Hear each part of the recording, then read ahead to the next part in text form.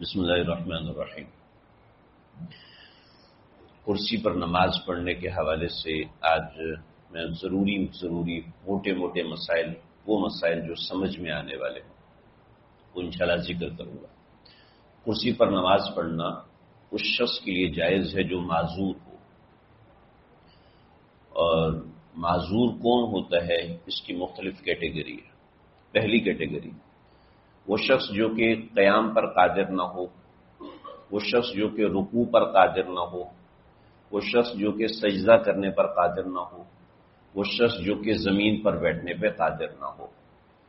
بس یہ بنیادی طور پر چیزیں جو قیام نہ کر سکتا ہو، نمبر 2 جو رکوع نہ کر سکتا ہو، نمبر 3 جو سجدہ نہ کر سکتا ہو، نمبر 4 جو تشہد نہ کر سکتا ہو۔ اب اس کی مختلف کیٹیگریز آپ خود سمجھ سکتے ہیں۔ قیام کر سکتا ہے، رکوع سجدہ اور نیچے بیٹھنا نہیں کر سکتا، رکوع کر سکتا ہے قیام نہیں کر سکتا، یا رکوع سجدہ کر سکتا ہے مگر قیام نہیں کر سکتا۔ یہ مختلف کیٹیگریز ہیں، وہ آپ خود سمجھ سکتے ہیں۔ ہر بندے کی ساتھ کون سی کیفیت ہے وہ ہر بندہ خود سمجھ سکتا ہے۔ بنیادی طور پر وہ شخص جو ان میں سے کوئی رکن کر سکتا ہے اس کے ذمہ لازم ہے کہ وہ رکن ادا کرے۔ قیام کر سکتا ہے تو قیام لازمی کرے، رکوع کر سکتا ہے تو رکوع لازمی کرے، سجدہ کر سکتا ہے تو سجدہ لازمی کرے۔ تو اس میں بہت تفصیل ہے، بہت زیادہ تفصیل ہے۔ بنیادی طور پر یہ ہے کہ جو رکن ادا کر سکتے ہیں اس کو ادا کریں، جو نہیں کر سکتے اس کے لیے اشارہ کریں۔ چنانچہ 2 متضاد روایات ہیں۔ ایک روایت حضرت جابر کی ہے۔ حضرت جابر فرماتے ہیں آپ صلی اللہ علیہ وسلم کسی مریض کی عیادت کے لیے تشریف لے کر گئے تو وہ ایک تکیے پہ سجدہ کر رہا تھا، تو آپ نے فأخذ الوسادۃ فرما، آپ نے وہ تکیہ اٹھایا اور پھینک دیا۔ بہقی کی روایت۔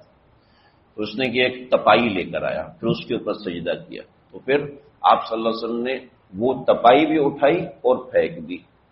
پھر آپ نے فرمایا کہ دیکھو سجدہ کر سکتے ہو تو کرو، ورنہ فأوما الی السجدہ، سجدے کا اشارہ کرو۔ آپ نے اس کو یہ فرمایا۔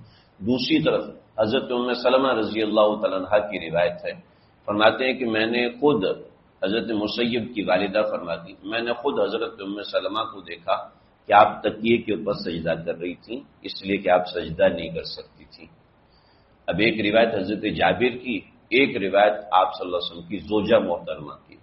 امام بہقی نے اس کو جوڑا اس طریقے سے کہ وہ جس جگہ پہ سجدہ کر رہی تھی وہ جگہ کافی اونچی تھی، اور یہ جس تکیے پہ سجدہ کر رہے تھے یہ بالکل زمین کے ساتھ تھا، کیونکہ سجدہ کر سکتے تھے، اور حضرت ام سلمہ سجدہ کر نہیں سکتی تھی، تو اس وجہ سے وہ تکیے کے اوپر سجدے کا اشارہ کر رہی تھی۔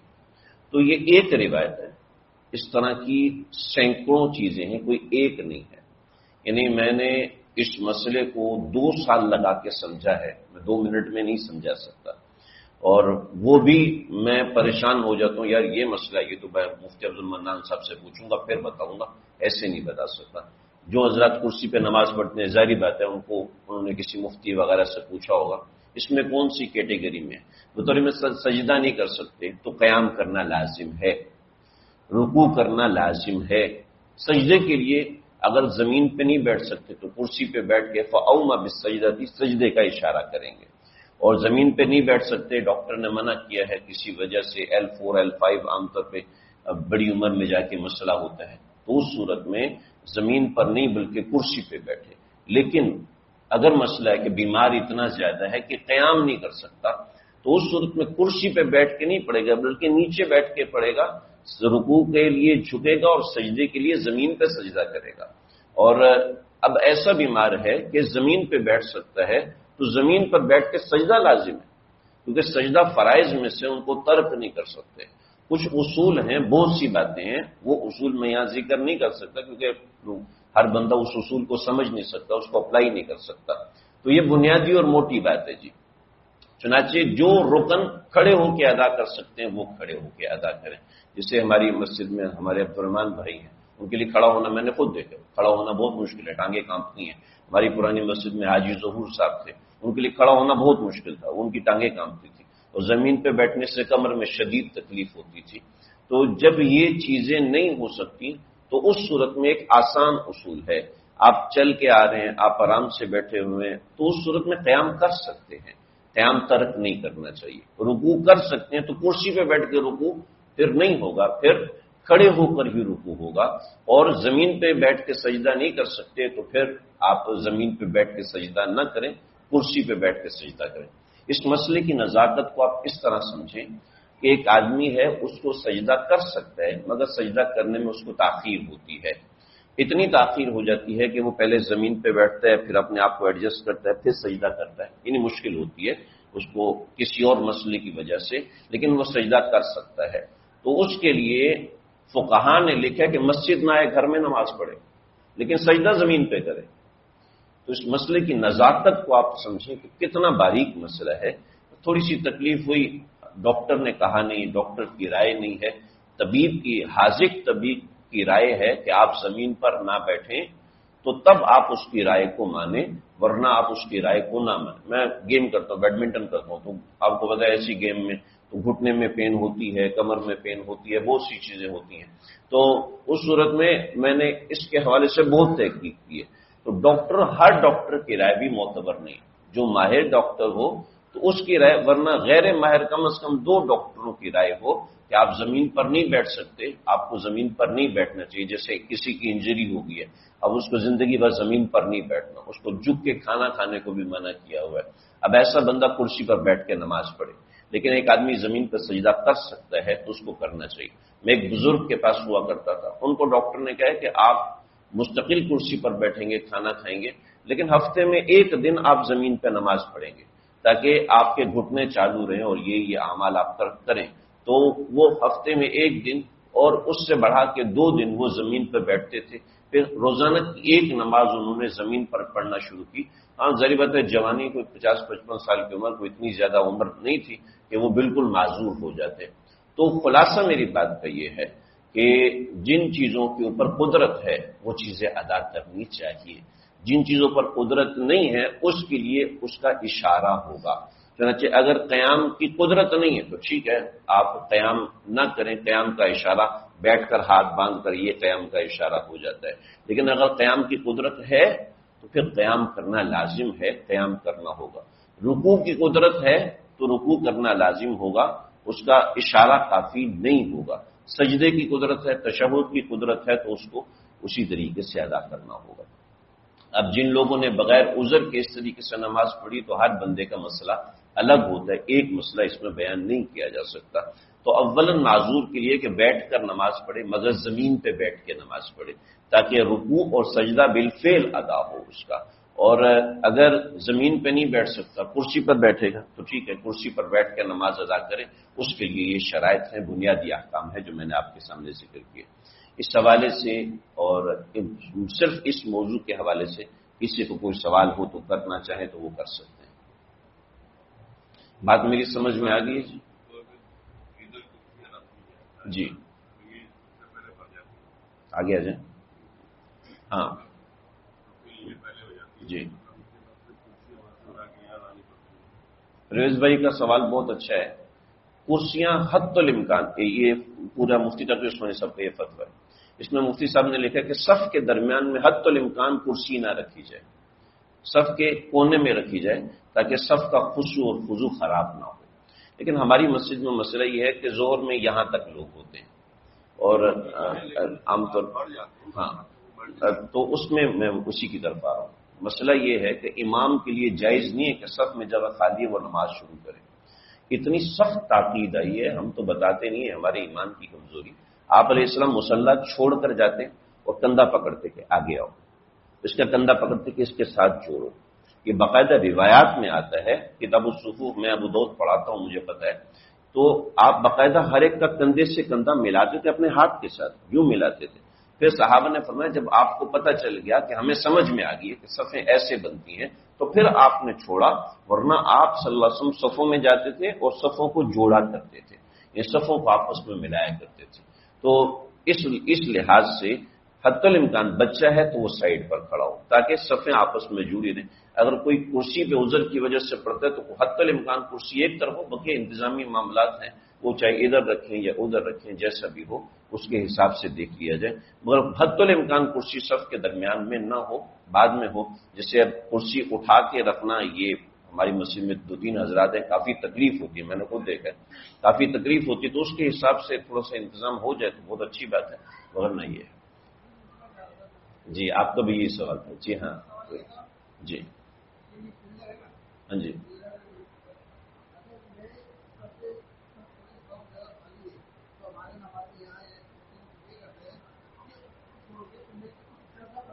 ہوں ہوں. ہاں وہی بات بہت اچھی بات تھی کہ درمیان میں جب پلر آ جاتا ہے تو اس صورت میں نماز کا کیا حکم ہے. دیکھیں خلا کا مطلب یہ ہے کہ ایک آدمی ایک بندے کو چھوڑ کے کھڑا ہو، لیکن اگر درمیان میں کوئی کسی وجہ سے جیسے پلر آ گیا، جیسے مسجد نبوی میں پلر بہت زیادہ تھے، لیکن ایک آپ کو عجیب بات بتاؤں، جیسے ہماری مسجد میں پلر سیدھے نہیں ہیں نا، ایسی مسجد نبوی میں پلر سیدھے نہیں تھے، مسجد نبوی کے ستون مختلف تھے، تو آپ صلی اللہ علیہ وسلم فرماتے تھے کہ پلروں کو چھوڑ کے کھڑے ہو. ٹھیک ہے، تو اگر کوئی پلر کی وجہ سے فاصلہ آ جاتا ہے تو اس میں کوئی مذائقہ نہیں. ہاں جی جی وہ تو ہوں. ہاں تو ظاہر بات ہے جہاں پر آپ نے اتنی سخت تاکید فرمائی کہ قسم ہے اس ذات کی جس کے قبضہ قدرت میں محمد کی جان ہے کہ فروجات نماز میں مت چھوڑو، کہ اس میں شیطان آ جاتا ہے کہ تختلف قلوبکم، کہ وہ تمہارے دلوں کو مختلف کر دیتا ہے. لہذا نماز میں فروجات مت چھوڑو، یعنی خالی جگہ مت چھوڑو. اس کی بڑی زوردار تاکید ہے، اس کا دھیان رکھنا چاہیے.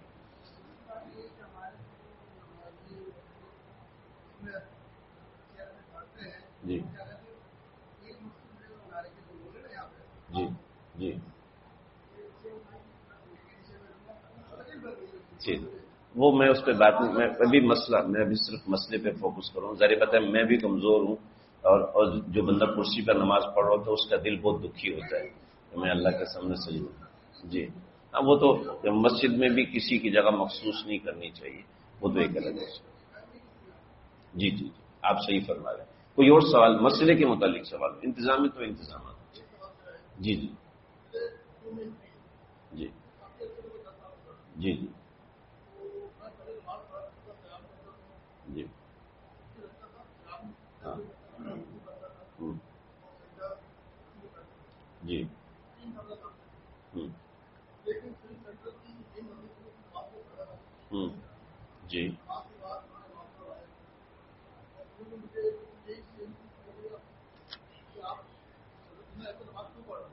ہوں ہوں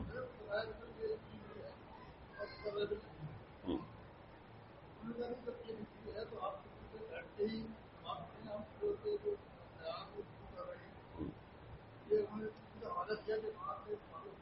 جی ہوں ہوں.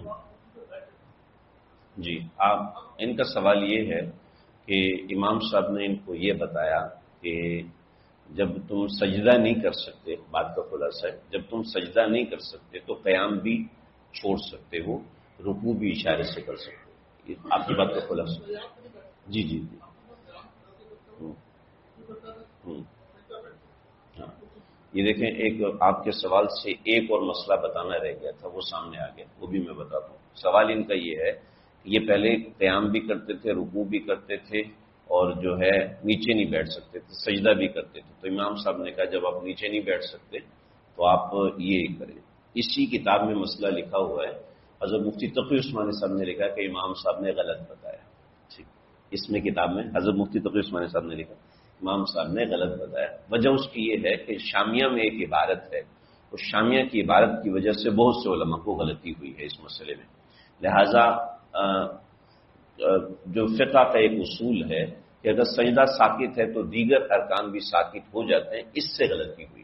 ٹھیک ہے، اس کے اوپر مولانا ظفر احمد عثمانی صاحب نے، علامہ بہقی نے، علامہ شامی پر زبردست اعتراضات کیے. تو ایک مسئلہ آپ کی وجہ سے مجھے یاد ہے، وہ میں بتاتا ہوں. پہلے ان کے سوال کا جواب دے دوں. آپ ایسا ہی کریں، اگر آپ سجدہ کر سکتے ہیں تو سجدہ کریں، اور اور اس کے بعد دیگر ارکان بیٹھ کر ادا کریں. ٹھیک ہے. البتہ ان کے کہنے سے ایک اور مسئلہ یاد آیا. ایک آدمی رکوع بھی کر سکتا ہے، سجدہ بھی کر سکتا ہے، قیام بھی کر سکتا ہے، لیکن جب اٹھے گا تو پھر مشکل میں آ جائے گا. ٹھیک ہے. ہاں، پھر بیٹھ کے کرے گا. قیام بیٹھ کے کرے گا، رکوع جھک کے کرے گا، اور سجدہ زمین پہ کرے گا. اچھا، آپ کا سوال کا جواب میں بھی دیتا ہوں، پہلے یہ سمجھا دوں. ایک آدمی رکوع کر سکتا ہے، قیام کر سکتا ہے، رکوع کر سکتا ہے، سجدہ کر سکتا ہے، لیکن دوبارہ اٹھ نہیں سکتا. ٹھیک ہے. نہیں، آپ کے سوال پہ میں آتا ہوں. ہاں ٹھیک ہے، میں اس سوال پہ آ رہا ہوں. تو اب اس کو سمجھ لیجئے کہ وہ پہلے قیام کرے گا، پھر رکوع کرے گا، پھر سجدہ کرے گا، بقیہ نماز بیٹھ کے پڑھے گا. سمجھ رہے؟ ایک دفعہ قیام لازمی کرے گا، کیونکہ ایک دفعہ قیام اس کی قدرت میں ہے. سمجھ رہے ہیں؟ اب وہ دوبارہ اٹھ نہیں سکتا، تو پہلی رکعت میں قیام ادا کرے گا، دوسری رکعت میں اشارہ قیام. پہلی رکعت میں رکوع کرے گا، دوسری رکعت میں اشارہ رکوع، اور پھر سجدہ تو ظاہر بات زمین پہ بیٹھ کے کرنا ہے. ٹھیک ہے. اور آپ کا سوال بھی غالباً یہی تھا. جی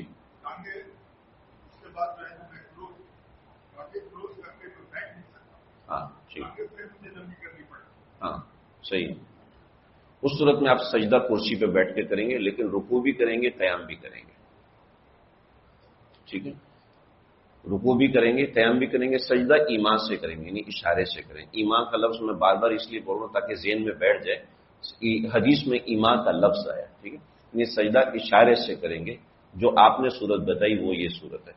آپ نے جو صورت بتائی، میں نے شاید آپ لوگوں کو یاد ہو کہ بھائی سجدہ کر سکتے ہیں، لیکن جو ہے بیٹھ نہیں سکتے، تو بیٹھنا کرسی کے اوپر ہوگا.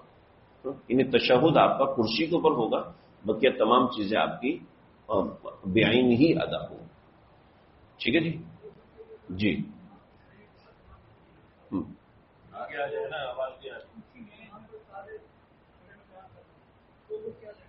ہوں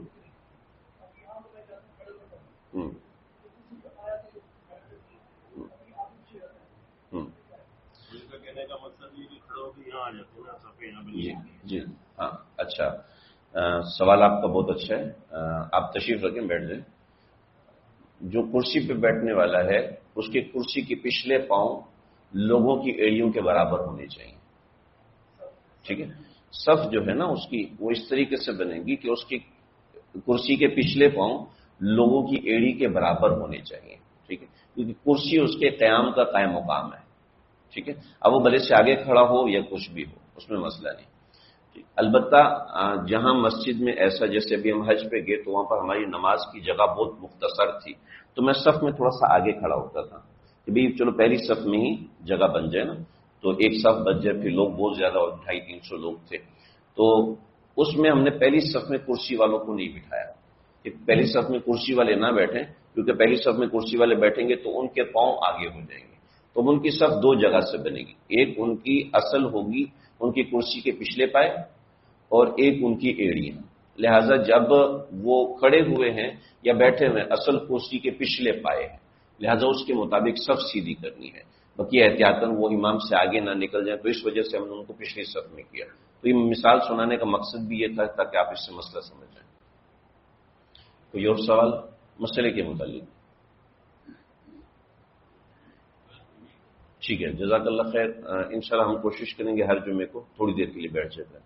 سبحانک لا علم لنا الا ما علمتنا انک انت العلیم الحکیم. صلی اللہ تعالی علی خیر خلقہ محمد.